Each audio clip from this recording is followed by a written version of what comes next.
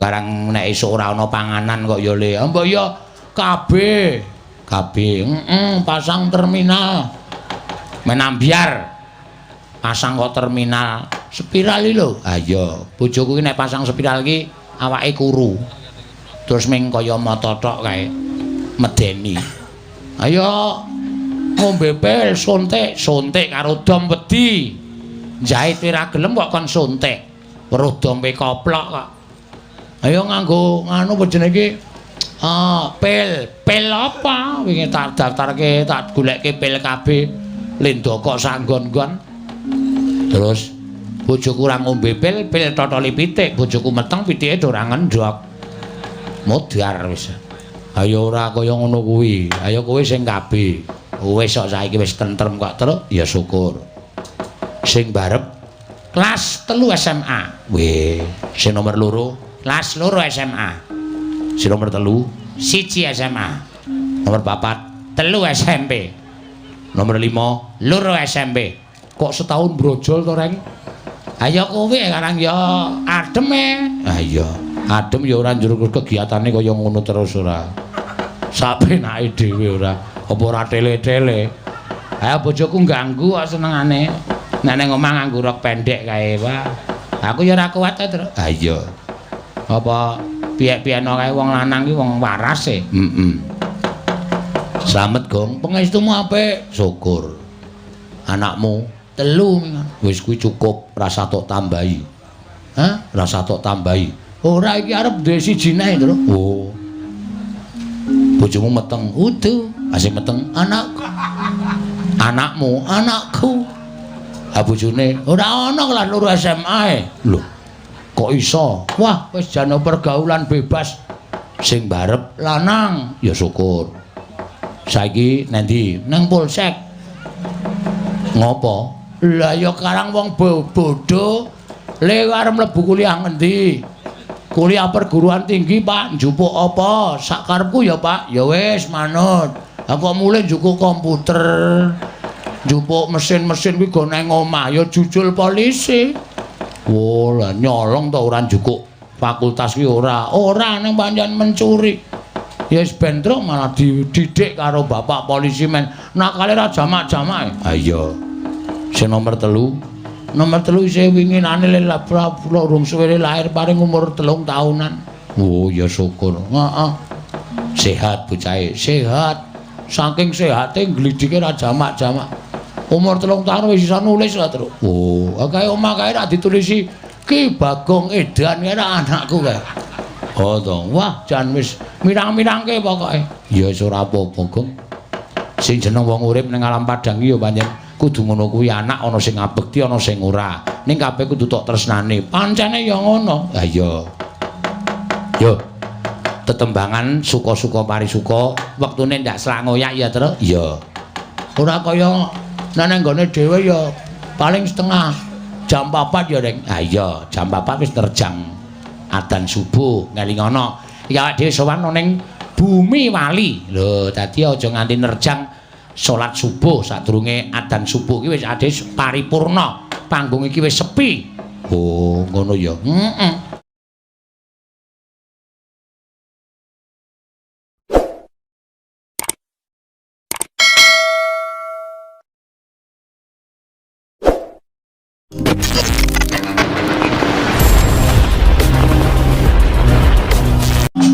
Renteng-renteng leruntungan. Ah iya.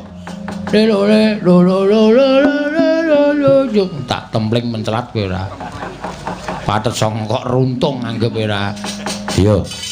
Dinteni kene sajake kok arep rene. Ayo. Janeng yaning kaloka ngati langit.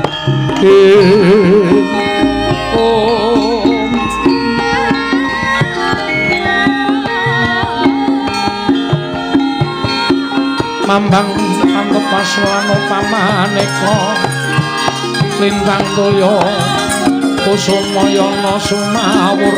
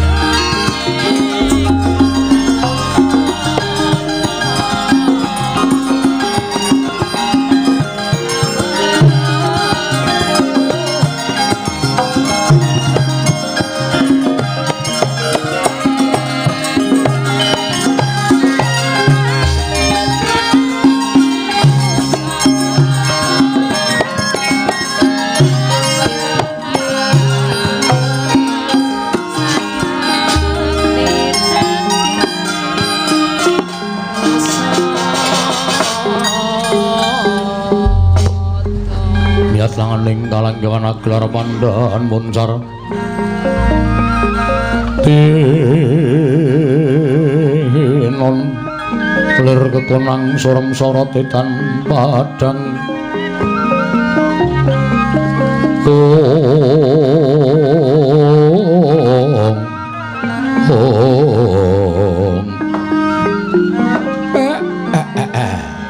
enten apa to Ndara? Sampeyan kok ketingal mandhap saking pertapan Saptawarga. Ketingale sowan kengeyang. Penemban Matswapati nggih penemban Durgandana. Kakang Semar. Puruhanira Kakang. Sayuktine jroning Praja Ngastina iki mawon ana pirembugan ingkang wigati.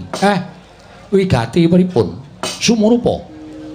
Lamun Nyai Prabu Kalimataya wis pantok pepuntoning tekad nggone bakal lereh keprabon lengser saka dampar.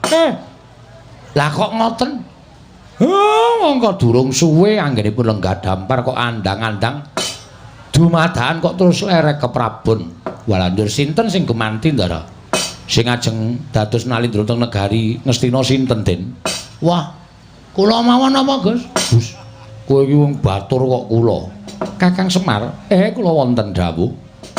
Jumbuh lan ngendikaning Hyang Kanika putra duk nalika semana maring dawuh kelawan panjenenganing ingsun lamun Nalindra Ngastina ora ana ingkang kuwawa lenggah dampar kejaba mung ing wis kedunungan Wahyu Ratu mongko wayu ning Kanalindran rinasuk dening sawarga Abimanyu mula ora ana kejaba mung putu Madukara ya putu Mbana Keling ya kuwi si Parikesit nanging gandeng Parikesit nalika semana padha dadi pirembugan umure nembe 14 taun.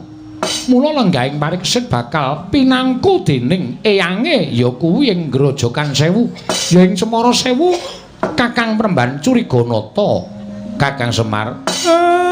Nek ngaten kula nggih nderek sekethi jumurung. Nek pancen pun ngoten ngendikaning Sinuwundawati nggih kedah dipun leksanani merga sampeyan sing entuk weling saka Nerada Pukulun Nerada Sinuwun. Iya, pancen mengkono, Kakang Semar. Mula kang saka kuwi, ayo digelak lakune prapteng negara Ngastina bareng lawan aku, Kanjeng Hyang Maswapati, putuku Parikesit apa dene Kanjeng Hyang Utari. Ngoten to, Den? Iya, Kakang Semar. Semareka den prayetna samurires eka balik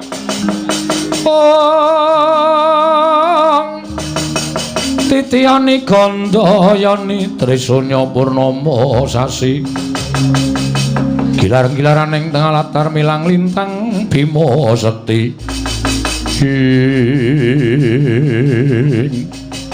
ora pancen kaya ngoten awiden kula dherekaken ndak dados pengantu-antuning Sinuwun Prabu Kalimataya jumujug wonten negari Ngastina. Ayo Arjuna wonten maring adhawu. Ora tana tindak eyangmu, ayo digelak lakune prapteng negara Ngastina. Monggo Kakang Prabu kula dherekaken. Kresna sinayang manggelung mintonaken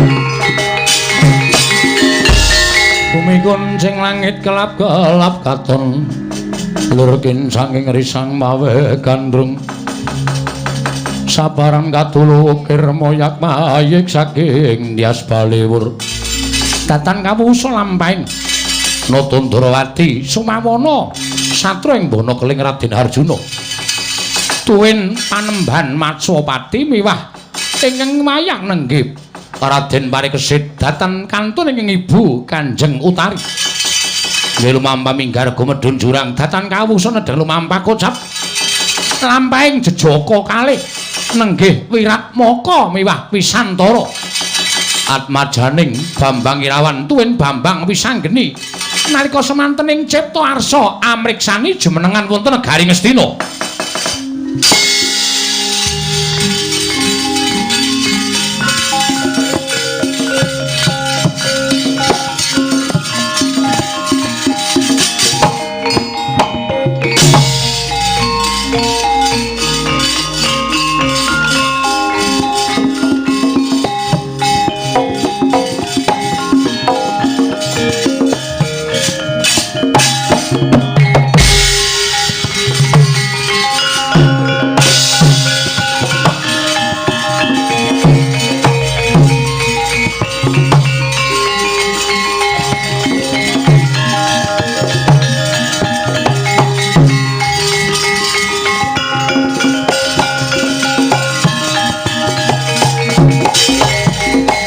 Tata laruta saking godha sang guru kula yen tandosa sang Dyamangku Utama Wisantara Wiratmaka piye sawetara nggone aku kelawan Wisantara lumaku ing mangajab prapting negara Ngastina jroning lumaku saktenane ana bab ing bakal ndak kandhake marang kowe Wisantara. Lho. Bab apa, Wiratmaka? Ngerti yo. Nalika aku pamit Kanjeng Ibu Titi Sari, ya kuwi garwane sawarga Kanjeng Rama Irawan. Kanjeng Ibu paring dawuh kelawan aku, Wiratmaka malah kepasang yugya katujuh nginu. Dene yen kowe bakal kepengin nonton wisudan negara Ngastina. Ngerti yo ingkang kawisuda mau tanara kejaba mung kadangmu dhewe sabab ala tanpa rupa wong atuamu Bambang Irawan Raden Irawan kuwi putrane Raden Janaka. Dadi upama aku tekan negara Ngastina mengko dawuhing Kanjeng Ibu supaya didhawuhi nitik menyang endi Kanjeng Eyang Arjuna yen bisa ketemu malah aku pengen ngaut pepadaning Kanjeng Hyang Arjuna Wisantara. Oh sik to, kowe nyemoni aku to? Nyemoni kowe piye? Ora tembungmu sing akeh-akeh mau kuwi janjane tenan apa mung nyemoni aku? Lah kok dadi aku nyemoni karo kowe lire piye? Kowe tak kandhani. Nggone kekancan awake dhewe iki wis sawetara suwe. Nalika aku pamit karo Kanjeng Ibu Kencana Resmi garwaning sawarga Kanjeng Rama Wisanggeni, Ibu Kencana Resmi ya paring dawuh kelawan aku. Yen to sejatine aku kuwi wayah Raden Janaka merga wong atu aku sawarga Bapa Wisanggeni kuwi anake Raden Janaka. Kowe arep nyemoni aku ngono to kowe? Kowe pamer dumeh kowe iki wong pinter iso maca atiku. Lho, ora Wisantara. Pancen kepara nyata aku ki wayah Raden Janaka. Lho kok sik? Lah nek kowe ki wayah Janaka, aku ki ya wayah Janaka. Lah nek ngono, kowe kan aku ki sedulur kakehan Wiratmaka. Wah, akal.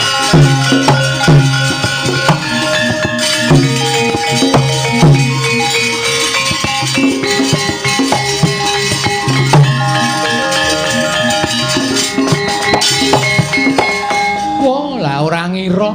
Lah kok jebul padha-padha wayah Raden Janaka. Wah. Malah seneng atiku dene aku ditemokke karo sedulur. Yo, Wisantara semono uga aku ya bombong. Yen ngono aja nganti kesuwen. Ayo padha digelak lakune. Prapta ning negara Ngastina. Goleki Kanjeng Hyang Janaka, ngaut pepadaning Kanjeng Hyang sarta ngaturake sembah kelawan Kanjeng Hyang Janaka. Yo, aku mathuk karo kowe wis Wiratmaka.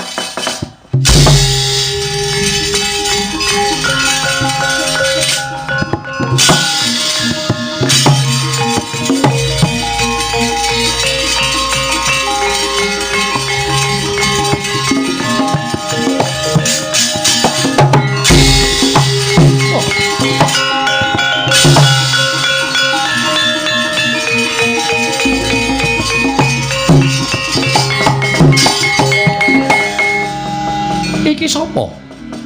Ana pawongan nyegat karo aku. Oh sik. Aku tak takon karo kowe Cah Bagus. Wong loro nlonjong botol lakumu dalan iki pener anjuk marang negara Ngastina. Kowe kuwi sapa? Takon karo aku Wisantara. Anake sawarga Raden Wisanggeni, ibuku Kencana Resmi. Takon karo aku Wiratmaka, putra sawarga Bambang Irawan. Ibuku Dewi Titisari. Niatku bakal tekan negara Ngastina sepisan nonton wisudan Ratu Anyar ning negara Ngastina. Angka loro aku pengen nyembah karo eyangku ya kowe Eyang Janaka. Lho. Kowe iki putune Raden Janaka. Iya pancen kaya mengkono. Oh lah dalah anakku dhewe kowe putuku dhewe.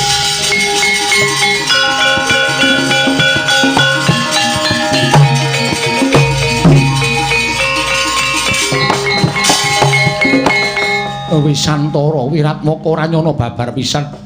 Lah kok jebul ketemu putu-putuku sing tak tresnani. Lho ora kowe iki sapa to kowe? Kowe kuwi sapa? Aja ngawu gawar ngawur. Mara gage setitekno. Yen kowe kepengin ketemu karo mbahmu Janaka, ya aku iki Raden Janaka. Lho. Apa kowe iki Raden Janaka? Iya. Lah kok dadi Kanjeng Hyang nganti tekan kene mongko Ngastina lagi ana wisudan. Wisantara Wiratmaka ora nyono babar pisan jebul luput cinatur. Putuku Parikesit nadyan yuswane lagi 14 taun bakal disengkake ngaluhur. Lan ngertiya, dina samengko Parikesit wis lungguh dampar ke Prabu ning Ngastina. Nanging ora kanyono-nyono jebul malik tinggal pambegane putuku si Parikesit. Ketitik saploke dheweke dadi ratu. Kaya-kaya ora ikhlas lan kaya-kaya ora lila yen to ketunggon wong tuane Pandhawa. Wekasan kabeh wong tuane Pandhawa ditundung lunga saka negara Ngastina. Klebu aku mbahne wae ditundung lunga saka negara Ngastina aja nganti ngucik ke Prabu ning Ngastina. Wah, gelo atiku nggih. Gelo atiku ing atase aku ki peputu wujuding Parikesit ora nulat karo pambegane mbahne. Nanging jebul watake angkara budine Candala. Malah kabeh nayaka negara Ngastina padha disingkirake diganteni nganggo nayaka pilihane putuku si Parikesit. Wah, lah wong apa kaya ngono iki parat.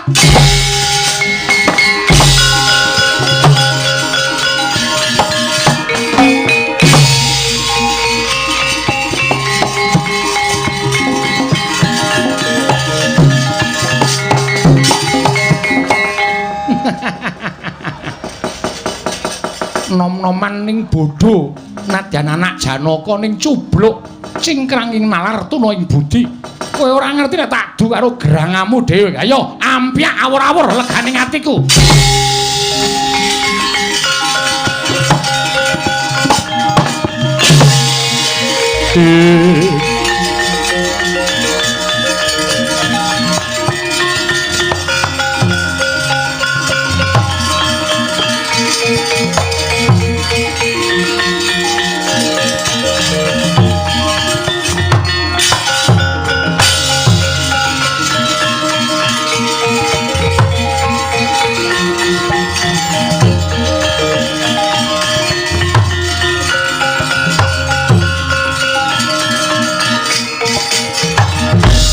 Atmara Sang Arjuna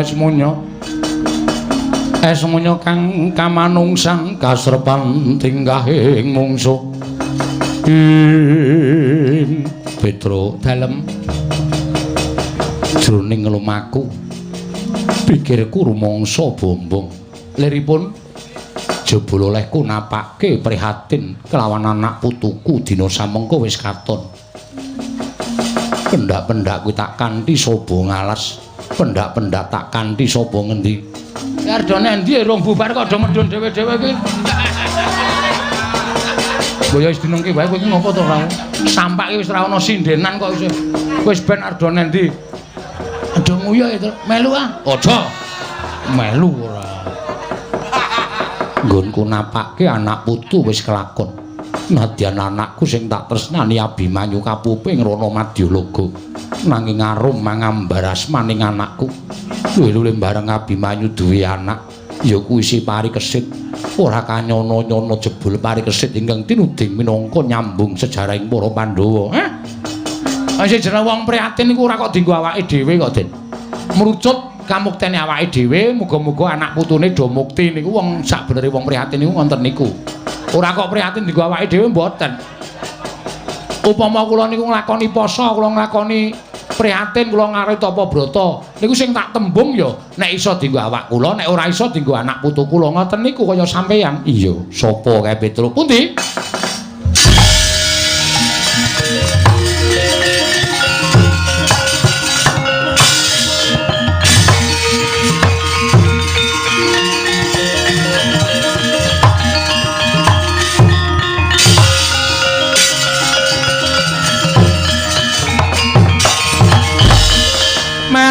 Mubang wangaruna tinetrane nganggo rapuh sabdaning kukila ring kanigara sageter kene donganing kunglir wuwuh sing pene panca ana nom-noman loro lagak lagune iki sapa Petro duka sapa gong ora ngerti aku menteleng mripate ayo sajake wong nesu iki sapa kowe wong enom bocah kowe ngaku sapa tepungake aku Wisantara saka ngendi aku Wisantara aku saka pertapan ya kuwi pertapaning Kanjeng Hyang Dewa Kartika pertapaning Kanjeng Hyangmu Dewa Kartika iya ibumu jenenge sapa lho kok dadak ngersi ibuku barang sing mburi sapa aku Wiratmaka saka ngendi saka pertapan Yasarata ibuku Dewi Titisari bapakku Bambang Irawan bapakku Raden Wisanggeni aduh putuku ngger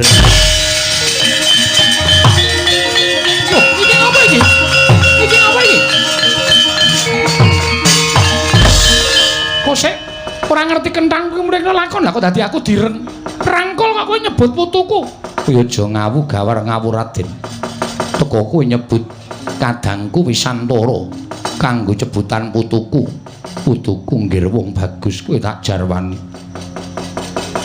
Wisanggeni kuwi anakku Bambang Irawan kuwi anakku kabeh wis ora ana dina samengko Janaka ketemu karo Turasing Wisanggeni lan Irawan Petro nun iya anak Wisanggeni wah lah bener mula kok praenane kok persis ya, Gong. Heeh. Sing burine kok anak Irawan. wah. Dan Anake sapa? Sariawan. Oh, Irawan kok Sariawan goblok ora. Kowe putuku kok sik kowe aja gawar-ngawur. Kena ngopo kowe meso ora percaya? Mergo aku wis ketemu karo mbahku. Lho, mbahmu sapa? Si mbahku Raden Janaka malah ngandhake nek si mbahku Raden Janaka ditundung karo Parikesit Ratu Anyar negara Ngastina. Nggonku mlayu-mlayu ki mung ketemu karo Parikesit ing atase disengkake ngaluhur dimuktekake kok ora gelem ngayomi karo wong tuane. Malah mbah-mbahne ditundung mangriyen. Wah, pancen ya saniki niku trusap-trusup ana pengkhianat. Kula aturi nggih, Den. Niki kengeyang, niki Raden Janaka nggih niki. Nek ana wong sing ngaku Raden Janaka niku ning ngajeng ngedu karo sampeyan. Wisantara, aku mbahmu Janaka. Nggih. Ora kowe iki sapa? Lho, kula niku Om. Om sapa? Om Pimpah. Kula abdine Ndara Janaka. Ndara Janaka niku ditutke ponokawan papat cacahe siji Semar, Gareng, Petruk kali Bagong. Nek ora ana Semar, Gareng, Petruk karo Bagong niku dudu Raden Janaka. Niku mong sing ngaku aku beteke men kepengin turase Ndara Janaka niku do ngamuk teng negara Ngastina. Mergo sakniki niku bar Bratayuda. Turune Kurawa iso akeh, turune mungsuh isih pirang-pirang sing kepengin bebutek banyu bening negara Ngastina. Ngene ya, Mas. Kowe tak omongi kowe nek ngeyel kuwi engko mungsuhe Udu Janaka ning iki. Gurune Raden Janaka. Sapa kowe? Lem Swekeng. Ora ngawur, Gong. Lem Swekeng pemain bulu tangkis. Waduh. Kleru kowe. Kleru ora. Yen ngono apa bener? Kowe kuwi Simbah Arjuna. Yen pancen kurang percaya munggah ning kayangan takono para dewa yen nganti aku ngapusi aja lono uripku ning alam padang wah adalah eyang sembanku.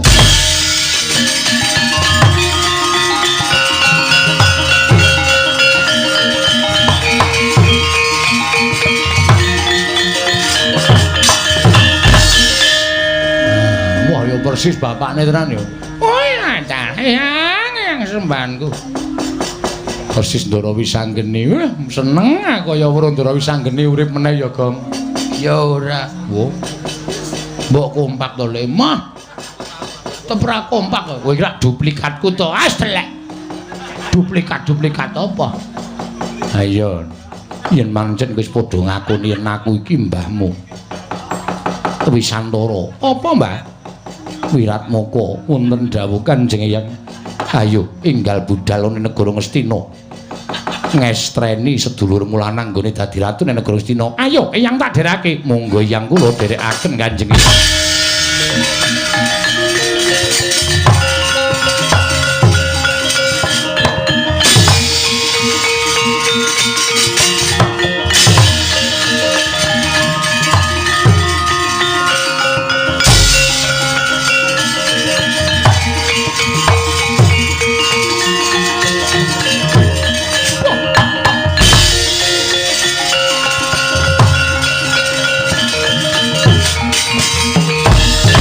Dungang ngawur-awur-awuraken tengaraning ngajurit gong makuru gongso teteka ya botala. Wah, lah canom-nom do goblok. Ketoke kaya wis kepangan omonganing Kertiwindu nanging bareng ketemu karo mbahne tenan wah. Wah, lah kok dadak ana Petruk ana Bagong. Mulai iso dibuktekke yen to mbahne Wisantara lan Wiratmaka ya kae. Wah, lah ya ora mau mandeg tekan semene Kertiwindu legane atiku.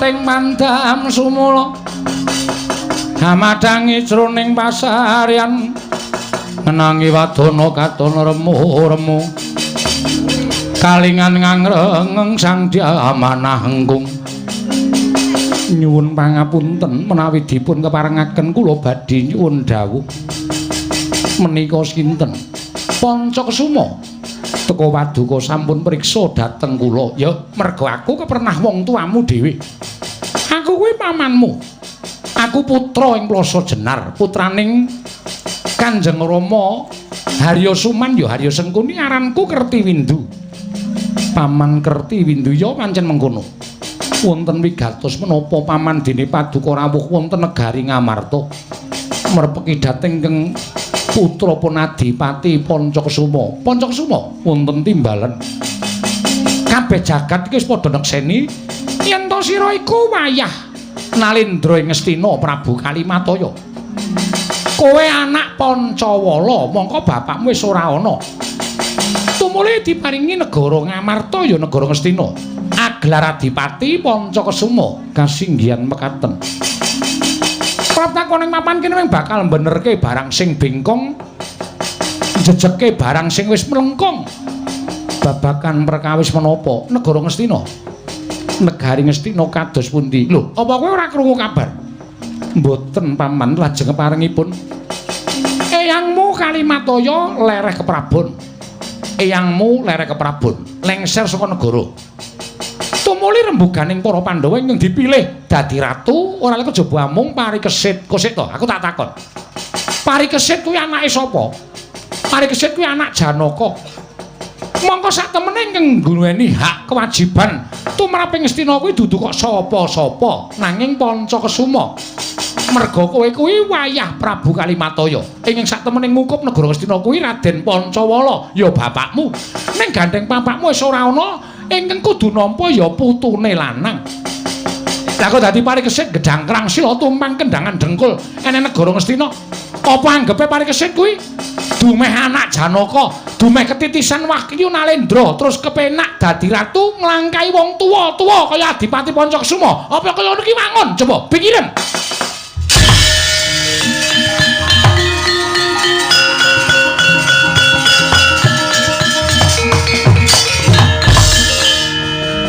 Perkara iki ora mung rampung dienggo ngelus dada.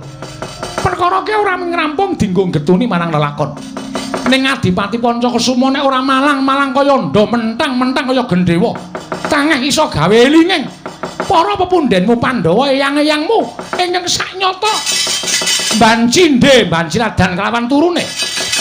Cetha yen turas Madukara dimbancindhe, nanging yen turasing sakliyane Madukara dimbanciladan.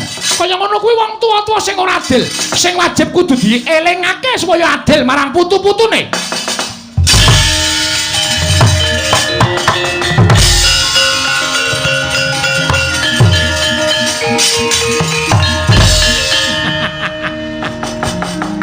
Siji ora klakon genti sijine ora klakon genti sijine ora klakon genti sijine pokoke Kertiwindu ora bakal leren nek urung bubrah negara Ngastina legane ati.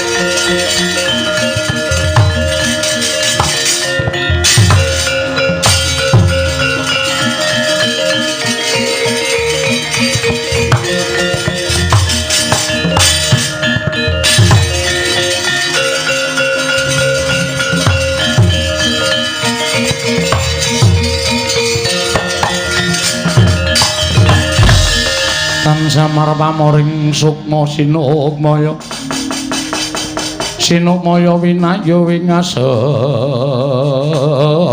iladan ya jagat pangestu ngkara Putu Prabu Kalimataya wonten dawuh Kanjeng Eyang teka Putu Prabu kepareng lengser ke Prabun inggih saknyatanipun panci mekaten krana wahyaning mangsa kala sampun nekani bilih titik lenggan sak mangke wayah kula pun paripurna inggih pun parikesit ing kedah lenggah dampar ke Prabuning Ngastina. Nggih, Eyang nyuwun pangapunten. Malah kula sampun kadhawuhan dening Kyai Kalimataya supados samapta ing gati sawigeng diri. Amangku lenggahipun anak kula utawi putu kula pun parikesit. Ya. Putu Prabu pancen kaya mengkono. Kresna wonten maring adhawuh. Werkudara. Nggih. Janaka kula wonten paring adhawuh Kanjeng Eyang. Wis akeh para raja Nerpati padha ngrawuhi marang pawiwahan jumenengane putuku si parikesit. Mula kang kono kuwi Janaka kula wonten paring adhawuh. Mula gage putuku iki dandanana ngestaken dawuh paduka.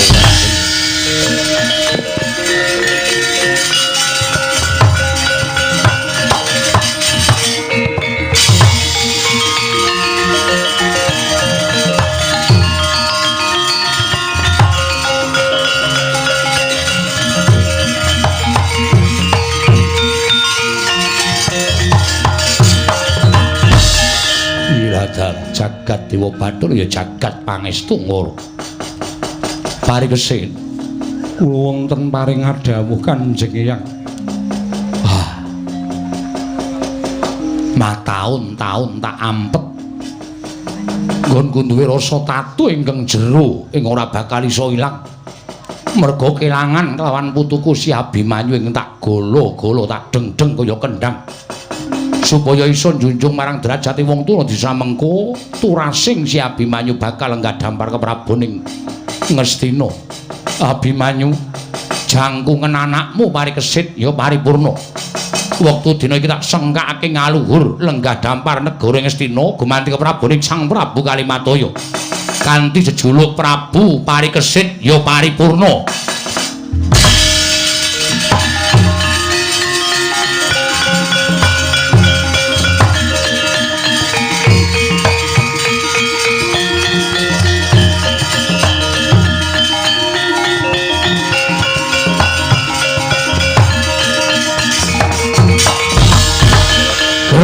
Nganti kaya udan sinemeni sakjawining negari Ngastina sami alok lan suka parisuka jumenenganing Sang Parikesit ya sang paripurna lenggah dampar negari Ngastina kedadak plajaring Panakawan biak nuwun sewu sinuwun.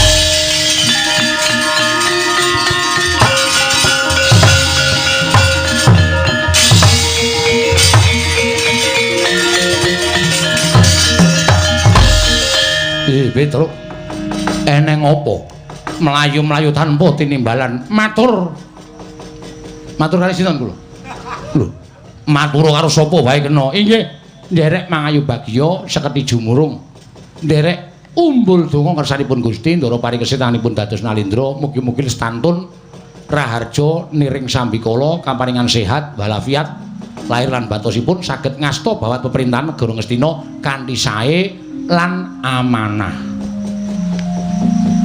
Salajengipun wonten nem-neman ngamuk punggung Suratamtaha Nirbaya Nirwikara. Nuwun sewu mboten mangling nawi kula matur menapa boten dipun dukani. Ora, matur Petruk. Nem-neman kala wau Adipati ing Ngamarta wayahipun Sinun Prabu Darmakusuma. Adipati Pancakusuma ingkang manguwuh mboten nyarujuki lenggahipun Ndara Parikesit lenggah dampar negari Ngastina. Werkudara. Nggih. Janaka aku wis omong bola-bali aku ora kepengin negara Ngastina iki geger.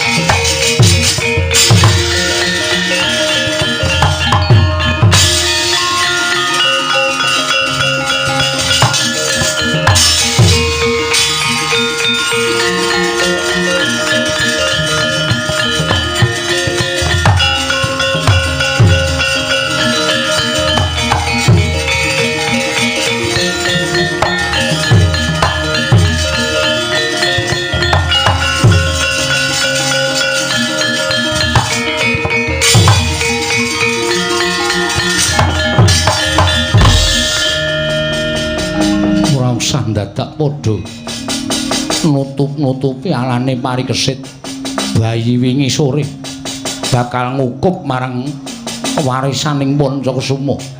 Raden Janaka aku ora butuh. Raden Janaka kuwi tak sebut kaya dene wong tuaku. Cetha yen to Pandhawa kuwi menungsa mban cindhe mban siladan. Yen turas Madukara dimban cindhe, yen turasing sakliyaning Madukara dimban siladan. Aku ora nrimakake. Ayo dadi wong tuwa kudu adil. Ora adil lakon tak amuk negara Ngastina, Gagang Semar. Mangke riyen sampean ngomongmu sembrono.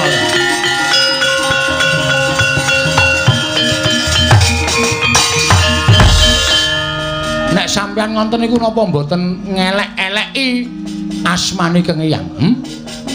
Kang Eyang niku Nalendra lahir batine niku mboten iso digagapi. Nalendra lila legawa lahir lan batinipun. Mula ora ana nek Ndara Puntadewa Kang Eyang menika diwestani Nalendra ingkang Aludira Seta, tegese getihé putih merga suci lahir lan batine. Lah kok duwe putu kok kaya ngoten niku napa sampeyan mboten isin? Mboten ngorek-orek raine pasuryaning Kang Eyang nggih. Sampeyan niku ngendikan karo sapa? Niki Kang Eyang Madukara kok tanpa tata krama, tanpa nganggo unggah-ungguh. Klebon demit ngendi sampeyan? Kula ngerti sampeyan nggadahi sloga ing kados mekaten menika mboten kok saka karep sampeyan dhewe. Ning mesti eneng sing aja-ajoki. Mesti eneng sing aja-ajoki merga kula ngerti pambegane Kang Rama, pambegan sampeyan iku nurun karo pambegane Kang Eyang. Ning ora kaya sagedhagan iki kok wah. Srakatan kaya wong ora ngerti tata, srakatan kaya ora ngerti tata krama unggah-ungguh. Kiai Semar, ampun wangsulan. Ampun wangsulan. Ning omongan kula niku mang gelar mang gulung. Monggo nek sampeyan ajeng njaluk dampar keprabon saka ingkang rayi Ndara Parikesit monggo. Ning cak-cakane ora kaya ngoten niku. Sampeyan niku putu ratu Binathara kok cak-cakane kaya maling. Eling mboten? Ora eling kula idoni sampeyan.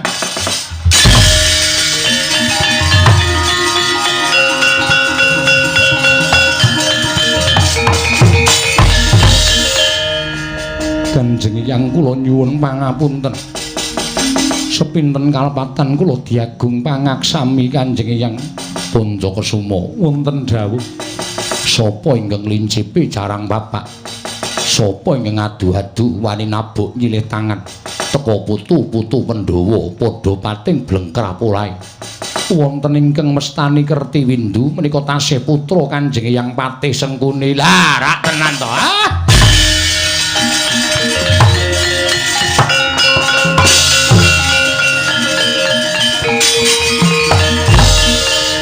Kertiwindu Kakang nggih. Niku pancen panjalmaning mungsuh. Ampun diwehi urip, Den. Ampun diwehi urip. Niki mesti ora adoh saka papan mriki nek sampeyan weruh glibete terus dipateni mawon. Niku ora bakal iso disadarke, ora bakal iso dielingke, Ndara.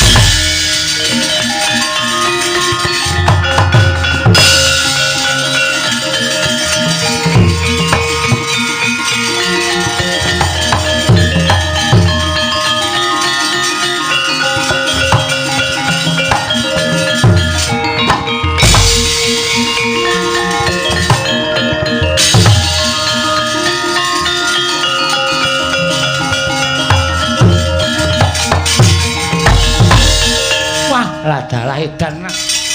Wis pirang-pirang wong tak bebujuk supaya gawe rusak negara Ngastina. Lah kok dadi kabeh ora ana sing kasembadan, kabeh ora ana sing kasil. Aku. Waduh. Wah!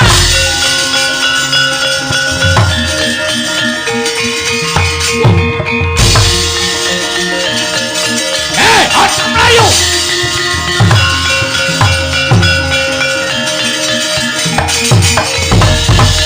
Wah, gugu karepe dhewe iki rupane kaya Satamaya iki. Aku Danyang Swela, Danyang Swela. Iya, dasar Pranyata. Ayo, takkan dirukun gelem ora? Takkan di manunggalane negara Ngastina gelem ora? ora bakal aku manunggal ning Guru Ngastina. Yen bisa malah ngokop gedhe wong Ngastina. Piye? Ngokop amot. Wah.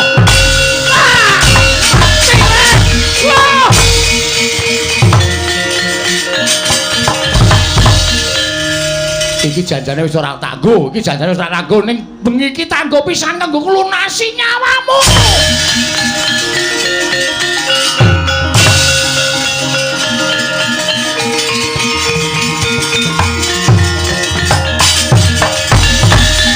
Sapa iki? Dursabala putu Dursasana nusula gramamu.